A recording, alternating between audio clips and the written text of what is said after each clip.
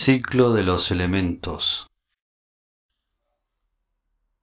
Como ya hemos dicho, la alquimia espiritual no estaba unida necesariamente a operaciones metalúrgicas externas, aunque se sirviera de ellas para establecer un símil.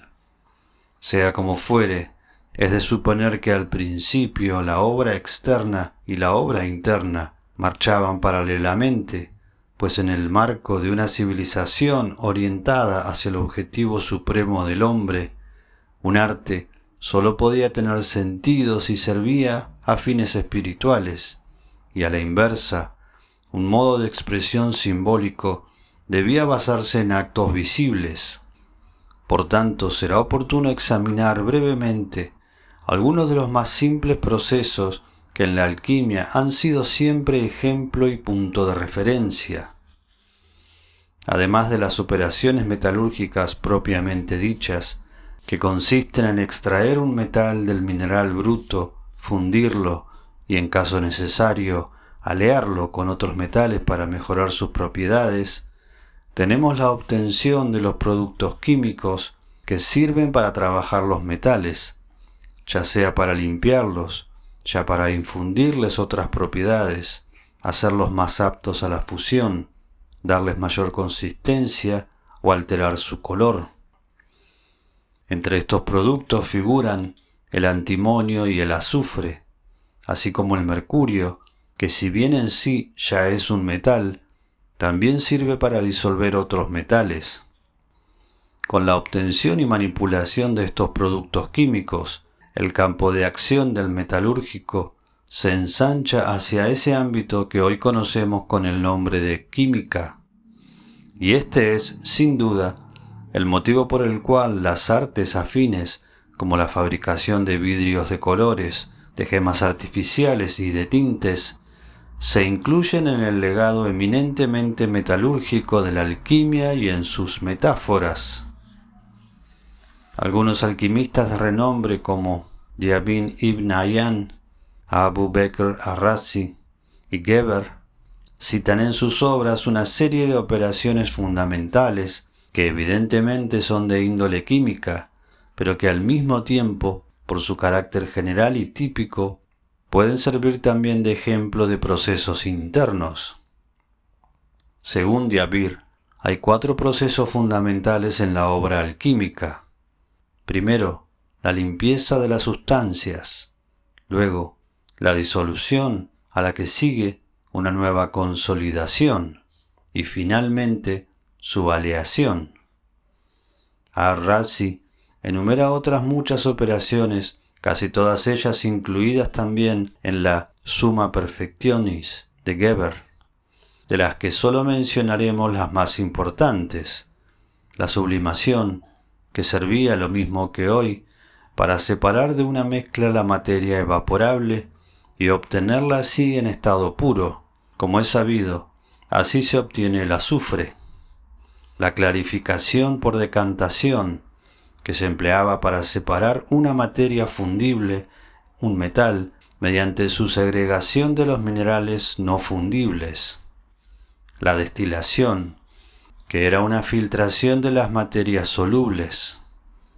La calcinación, que hace de un metal una cal, un óxido soluble, que se puede separar de las partes insolubles por medio de la combustión y disolución.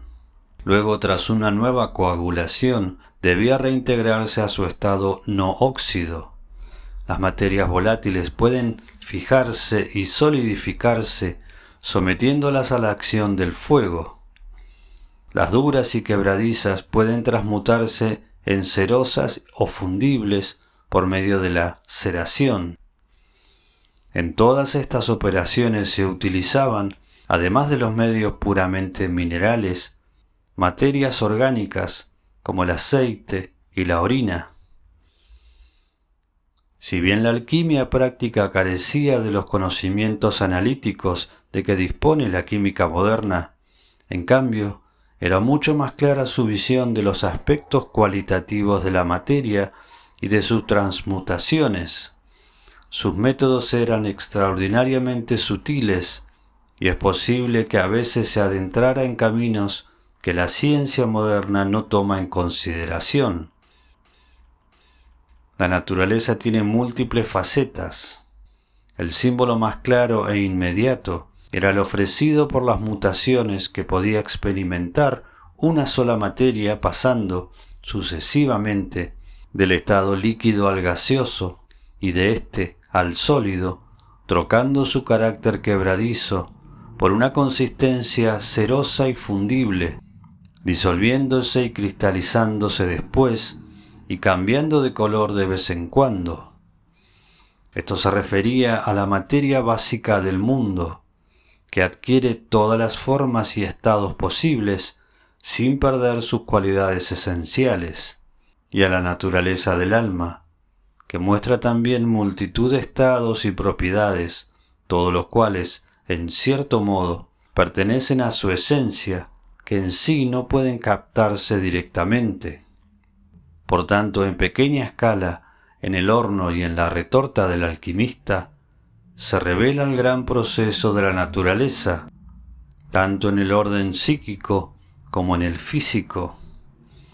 Para percibir en las transmutaciones materiales la expresión de una ley general, los alquimistas se refieren por una parte a los 4 elementos y por otra a las 4 propiedades, caliente, frío, húmedo y seco, que en su calidad de funciones de la naturaleza aparecen frente a los elementos como factores activos. Ya Aristóteles trazó el esquema de esta relación. Por tanto, las 4 propiedades naturales son agentes inductores que aparentemente convierten un elemento en otro. Por efecto del calor, el agua es absorbida por el aire. El frío la convierte en hielo y le da una solidez semejante a la de la tierra. Pero en realidad no es que los elementos se conviertan unos en otros, sino que la materia corporal, por efecto del calor, el frío, la humedad o la sequía, recorre todos los estados elementales. Las verdaderas fuerzas inductoras son el calor y el frío, y puesto que esta última propiedad puede considerarse como la simple negación de la primera, es suficiente el calor para completar el ciclo. La acción del fuego basta para hacer que la materia contenida en el recipiente pase en forma sucesiva del estado líquido al gaseoso, luego al ígneo y finalmente al sólido, imitando así en pequeña escala la obra de la naturaleza. El esquema esbozado puede aplicarse también al mundo interior, sustituyendo el calor, el frío, la humedad y la sequía por las propiedades de la expansión, contracción, disolución y solidificación, a las que hemos de referirnos de nuevo, porque ya hemos aludido a la correspondencia existente entre las propiedades del alma y los 4 elementos. El valor especulativo de esta alquimia, en el sentido primitivo de la palabra speculatio, es decir, espejo de verdades espirituales, consiste en que la observación de un caso visible puede enlazarse con los grandes procesos de la naturaleza. La intrusión en los recovecos invisibles de cada materia, que es objetivo que se ha impuesto a la química moderna, en nada ayuda a esta tarea. Por el contrario, lleva a experiencias muy distantes que prácticamente no contribuyen a aclarar la visión de conjunto material y espiritual. La verdadera significación de la contemplación hermética de la naturaleza se encuentra en las siguientes palabras de Ibn Arabi, abro comillas: el mundo de la naturaleza consiste en múltiples formas que se reflejan en un único espejo. No, más bien, es una forma única que se refleja en múltiples espejos. Cierro comillas. Esta paradoja es la clase de sentido espiritual de los fenómenos físicos. No en vano, el esquema de los elementos y las propiedades naturales o modos de operar, indicado anteriormente, se asemeja a la rueda cósmica, cuya llanta es la órbita solar y cuyos radios son los 4 puntos cardinales. En el campo alquímico, el cubo de la rueda es la quinta esencia. Se entiende por este nombre tanto el polo espiritual de los 4 elementos como la sustancia básica común, el éter, en el que los 4 están presentes íntegramente. A fin de reconquistar este centro, los componentes contrapuestos de los elementos deben reconciliarse entre sí.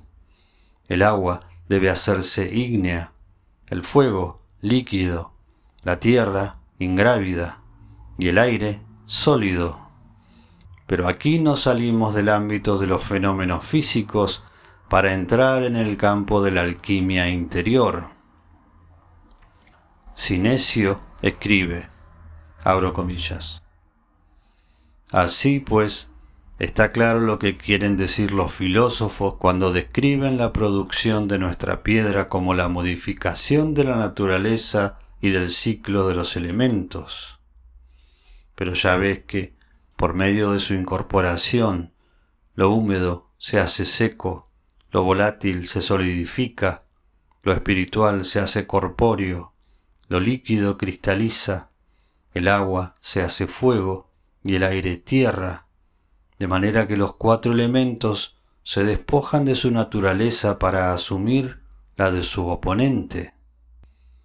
Así como en el principio fue uno, también en esta obra procede todo de uno y vuelve a uno. Esto es lo que significa la reversión de los elementos. Cierro comillas.